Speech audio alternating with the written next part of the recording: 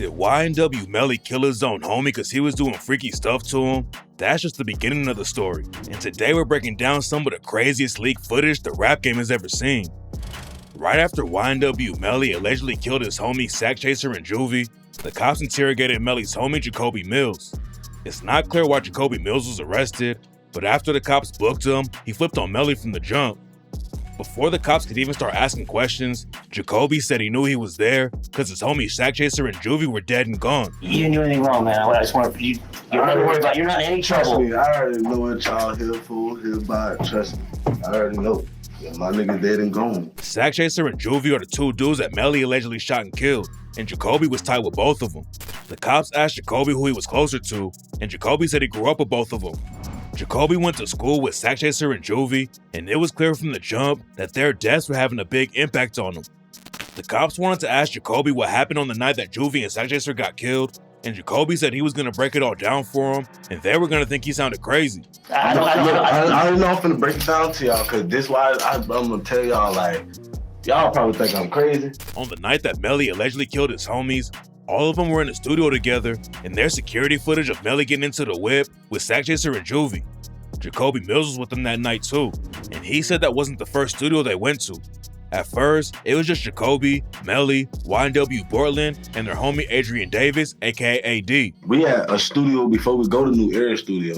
They finished recording at the studio, then they went home and picked up Sakchaser and Juvy. Jacoby said after they pulled up to the second studio, Juvy went inside to get some weapons. Juvy had to go back inside and shit, get some weapons and shit, whatever. Then Jacoby wanted to get in the whip that Melly, Juvy, Sakchaser, and Portland were about to leave in, but he said that God pushed him away from the whip. So I tried to go get in that car, but when I tried to grab the door, I got pushed back to the red car, but nobody was there. Who pushed you back to the red car? Nobody. This God. I'm letting you know now, this is God. I did it the second time to make sure I wasn't tripping. So I tried to do it again. That bitch put me back over there to the red car. Juvy and Sakchaser were killed in the whip a couple hours later, and a big part of the first murder trial was about where the shots came from. The cops said that the shots came from the back seat, and Jacoby confirmed that's where Melly was sitting when they left the studio that night. Portland was driving, Sack was in the passenger seat, Melly was behind Portland, and Juvy was behind Sack. Another big part of the trial was all about Melly's motive to kill Sakchaser and Juvy. Melly's defense tried to claim that they were all good and there wasn't any tension, but Jacoby said all of them were acting weird that night in the studio. Everybody else was lost. They weren't normal. You get what I'm saying? These niggas acting weird. Jacoby said there wasn't a fight at the studio, but at one point, Sakchaser slapped AD in Portland because they were falling asleep. Sack did slap Portland and AD in their shit though, because they were going to sleep. Because Sack was like, why come to the studio to go to sleep if we're supposed to be in here working? We could have stayed home. Sakchaser was known for putting hands on people, and Jacoby told the cops straight up that Sack was a crazy motherfucker. Sack is a crazy motherfucker.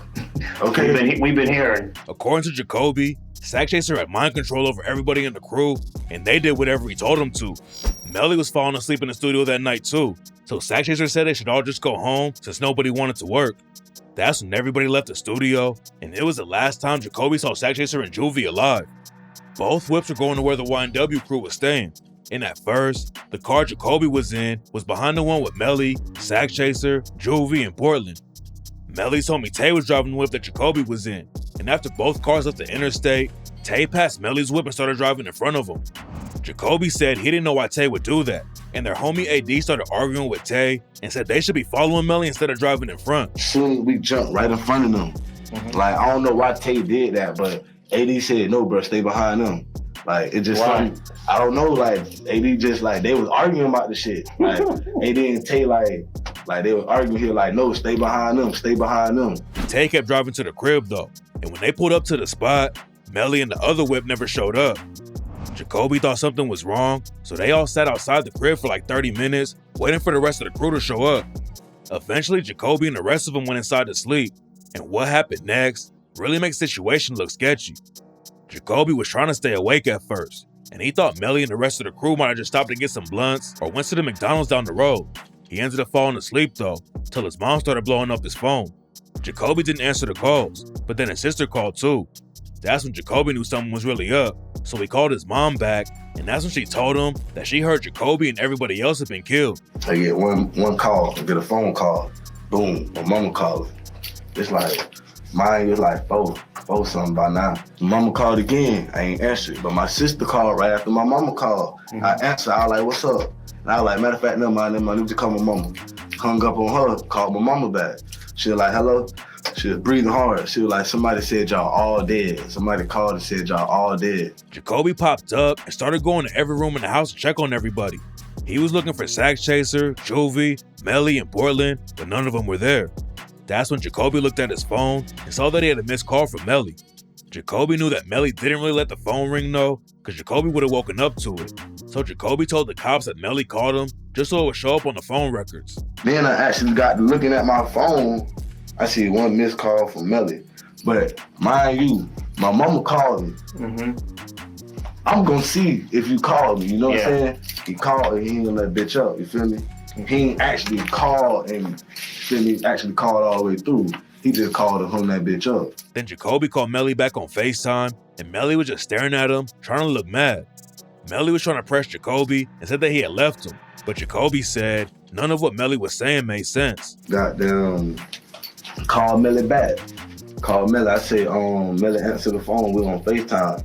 He just holding the phone looking mad, like, he just like you like basically saying like y'all niggas left us, like y'all niggas ain't answering no phone calls, y'all niggas left us, like, I'm like, nigga, what you talking about? I'm like, man, what the fuck going on? Stop playing me, like. At that point, Melly was at Fredo Bang's house and he told Jacoby to pull up. Jacoby had no clue what was going down, so he grabbed the Draco and headed to Fredo's crib. I grabbed the Draco, went to Bang house. Fredo gave Jacoby a perk when he pulled up, and Jacoby said he popped it and it threw him off a little bit. As soon as I get to Bang house, Bang gave me a perk. He gave me a, what's the name, perk? He like, y'all boys like y'all ready to do something, ready to get in some bread. I'm like, nah, but I'm like, hell yeah, you right, let me pop the perk. So I popped the perk, and like, that threw me off a little bit. But Jacoby still wanted to figure out what was going on. And when he walked inside Fredo's crib, he saw that Melly wasn't wearing the same clothes that he had on at the studio. And when the cops asked Jacoby what he thought happened, Jacoby told them, same thing y'all think. What do you think happened? Same thing y'all think. That was already crazy. But then Jacoby dropped a shocking bomb on the cops and said that Sakchaser low-key deserved what he got. Sakchaser was 27 years old when he died, but Jacoby said he was hooking up with an underage girl. Sak low-key deserved what he got because he was 27. He was fucking with a little girl. Yeah, I know. And he was out here. Chloe. Yeah, Chloe. He was out here. Jacoby said Sakchaser getting killed was like karma catching up to him, but he said Juvy didn't deserve to die. Doing shit at the same time, so like your karma caught up to you, but at the same time, Juvy ain't deserve to die. Jacoby said Juvy was the nicest dude anyone had ever met and said he was the light. Juvy was one of the most kind-hearted niggas you would ever meet. Juvy is the hood light. Yeah, no, everyone. Like, say for instance, it's a dark area. You go see Juvy in that dark area, he the light of that bitch. He just the only one listening, shining. Juvy is the light, bro. Jacoby wanted to know what really went down that night, and he planned on putting hands on Borland as soon as he saw him. Borland was still in the hospital at the time. I was finna beat the shit out of Borland when he came back. I was finna whoop Borland's ass, like. Jacoby wanted to press Melly about it from the jump, but Melly was afraid of Bang and his people, and Jacoby knew he couldn't spark an issue there. Jacoby did ask Melly what was going on when he pulled up to Fredo's crib, and Melly started fake crying. So I'm like, Melly, man, what the fuck going on? Like, what's going on? He over there, like, trying to fake cry and shit like that, like, but no tears coming. Jacoby knew that if some ops really killed Sakchaser and Juvy, Melly would have wanted to jump in the whip and slide back, not sit at Fredo's crib and cry about it. During Melly's first trial, his motive for killing Sakchaser and Juvy was a big deal. The detectives asked Jacoby why Melly would have pulled the trigger on them, and Jacoby said that when he was on FaceTime with Melly, Melly kept saying, "You don't know what Sakchaser been doing to me." Yeah, Melly was on FaceTime, Melly like, y'all don't know, bro. Y'all don't know what Sak was doing to me. Y'all don't know, bro. Y'all don't know what Sak was doing to me, bro. Melly wouldn't tell Jacoby what Sakchaser was actually doing to him, and the cops asked Jacoby if he thought Sakchaser was being sexual with Melly. Jacoby said he didn't know, but Sakchaser was way bigger than Melly, and there's no way Melly could have put up a fight against him. Do you think Sak was molesting him? I don't know, bro. That's what I'm saying. Like, I don't know what the fuck Sak, bro. Like, you molest an adult? I don't know, but like, Sak bigger than Melly. Then the cops asked if Jacoby thought Borland could have been the one who pulled the trigger on Sak and Juvy, and Jacoby said Borland wasn't built like that. I'm gonna tell you straight up, to me, Cortland a bitch. Cortland ain't living like that. That's my blood cousin. Cortland is my blood cousin. Auntie Fina, all that, yo, blood cousin, like, Bortland not living like that. And one time, Sakchaser beat up Bortland so badly that he made Bortland cry. I ain't gonna lie, Sack beat up Bortland ass one time, had his ass crying. Bortland did the shit wrong with some shit. He done beat Bortland up in the car, Bortland crying. Like, bro, why you beating on me, bro? Why you beating on me, bro? Jacoby said Sack did so much to Bortland and Melly that he could see why they wanted him gone. And one time, Sack actually handed Melly a Draco and told Melly to kill him if he wanted to. And the craziest thing about the situation is that Jacoby said it was like an everyday thing. Sack was telling Melly, like, if y'all trying to slime me or some shit, I get all y'all killed. Then Jacoby gave another reason why Melly would want to kill Sakchaser. According to Jacoby, Sakchaser had beef with Melly's mom and Melly's first manager. The situation was hella messy because Melly's first manager was also hooking up with Melly's mom. And Sakchaser told him if they try to slime him out, then he was gonna get all of them killed. Sack was telling Melly, like, if y'all trying to slime me or some shit, I get all y'all killed. The cops understood why Melly wanted to kill Sakchaser, but they still didn't get why Melly would pull the trigger on Juvy too.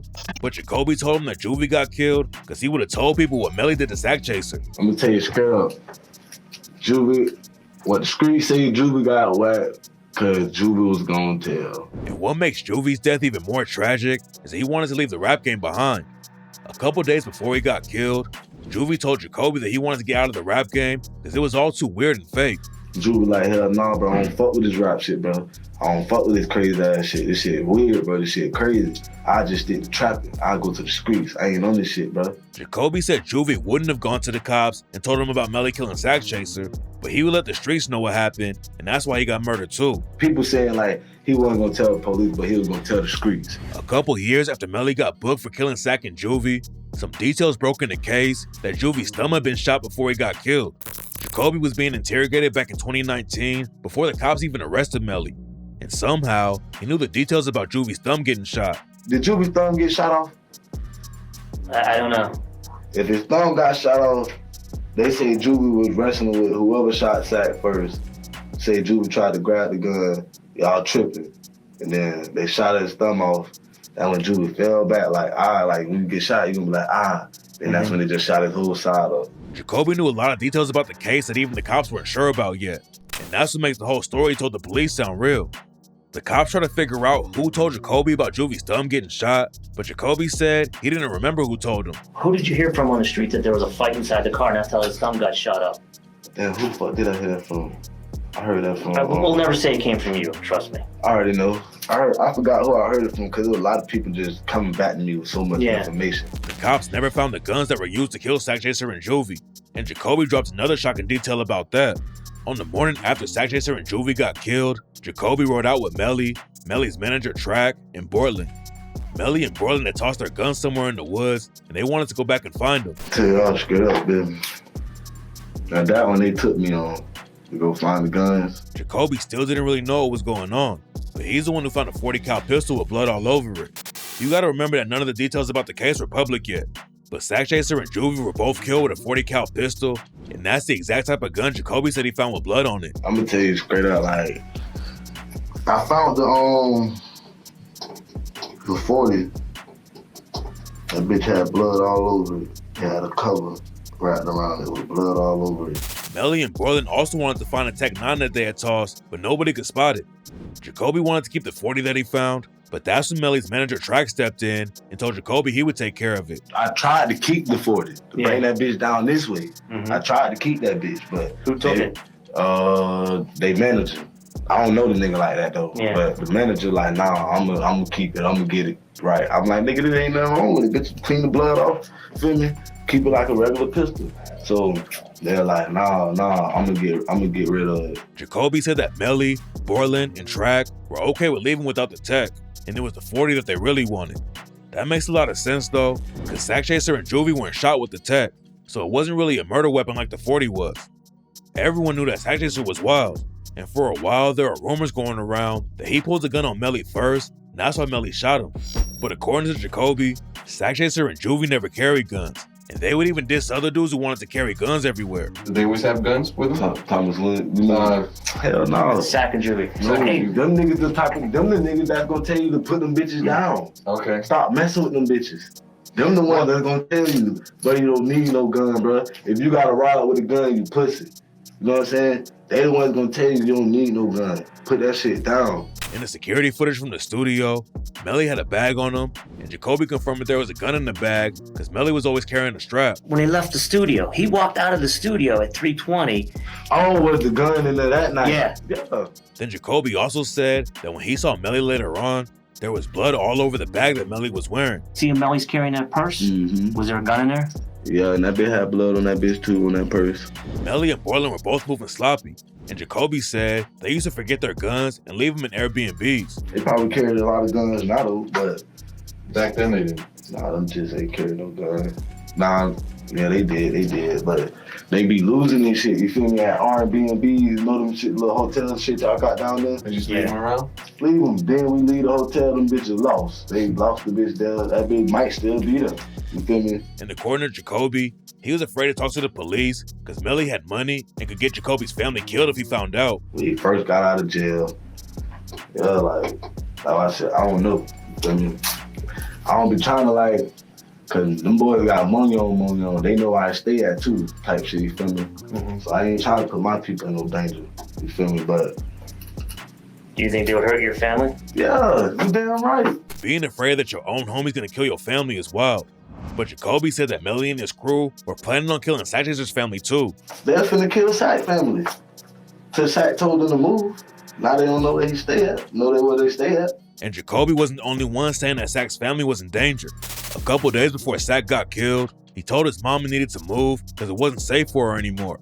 Sakchaser was supposed to be getting $200K from a deal he made with Melly, but Sakchaser told his mom that he wasn't going to be getting the money. Jacoby told the cops that Melly and Borland got rid of their phones after Juvy and Sakchaser got killed, and the cops wanted Jacoby to give them Borland's new number.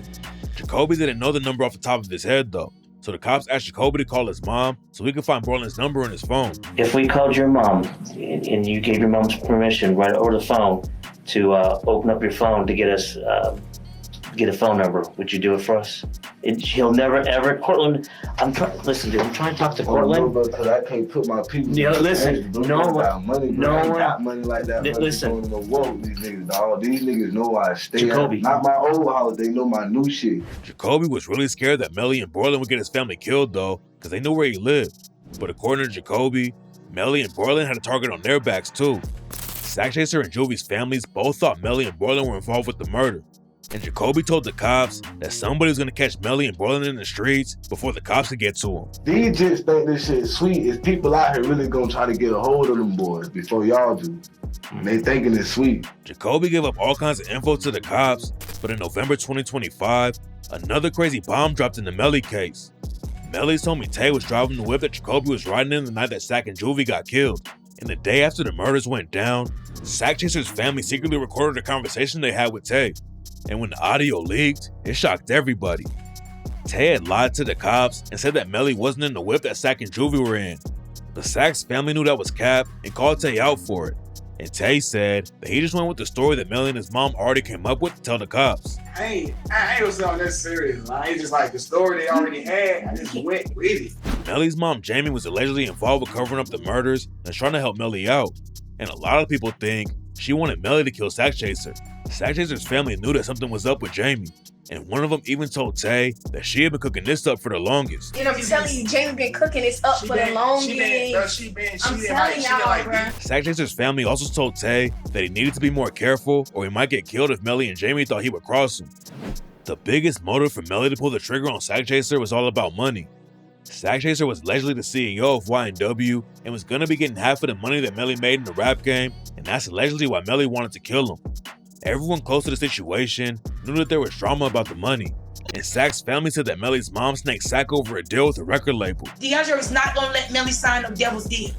His mama went behind DeAndre back and signed that deal. But just because Melly had a lot of reasons to kill Sakchaser doesn't mean the jury's gonna convict him in the case. The jury in the first trial couldn't decide if he was guilty or not, and nobody knows if that's gonna change when he ends up back in court for the second trial. It's gonna be a while before that happens though, because his trial isn't even scheduled to start until 2027. Borland was supposed to be going to trial in October 2025, but then right before it started, he ended up taking a plea deal instead. Borland was facing murder charges and could have gone down for life, but instead, he pleaded no contest to accessory after the fact, witness tampering, and unlawful use of a two-way communication device. Borland's no contest plea isn't the same as pleading guilty because you're not actually admitting to anything, but you still get sentenced like you would for a guilty plea, and the judge hit him with a 10-year sentence and 6 years of probation. Melly's getting ready for the new trial, and in 2025, he fired his defense team and hired a celebrity lawyer named Drew Finling to take over the case. Melly's first lawyer was a woman named Raven Liberty, but now she's under investigation for witness tampering, and the situation was looking messy. The new evidence coming out against Melly isn't looking good, but Jacoby's police interrogation and Tay's conversation with Sakchaser's family probably can't be used in court at all. The situation still isn't looking good for Melly, but there's no telling what's going to happen next in this story.